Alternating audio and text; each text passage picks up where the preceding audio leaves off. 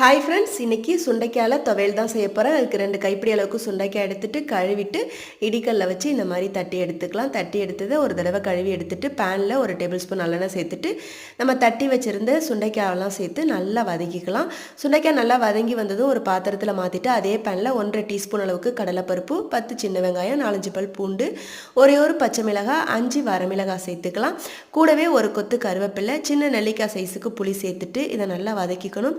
எல்லாம் நல்லா வதங்கி வந்த பிறகு 2 டேபிள் ஸ்பூன் அளவுக்கு தேங்காய் துருவல் சேர்த்துட்டு அதையும் நல்லா வதக்கி விட்டுடலாம். கடைசியாக நம்ம வதக்கி வச்சிருந்த சுண்டைக்காவை சேர்த்து கலந்து விட்டுட்டு தேவையான அளவு கல்லுப்பையும் சேர்த்து கலந்து எடுத்து வச்சிடலாம். சூடு ஆறுனதும் மிக்சி ஜாரில் சேர்த்துட்டு கொஞ்சமாக தண்ணி சேர்த்து அரைச்சி எடுத்துகிட்டு வந்துட்டோம்னா சுண்டைக்காய் துவையல் ரெடி ஆகிடும். சுட சுட சாதத்தில் போட்டு சாப்பிடும்போது ரொம்ப அருமையாக இருக்கும். உடம்புக்கும் ரொம்ப நல்லது. ட்ரை பண்ணி பாருங்கள். பிடிச்சிருந்தா லைக் பண்ணுங்கள். நன்றி, வணக்கம்.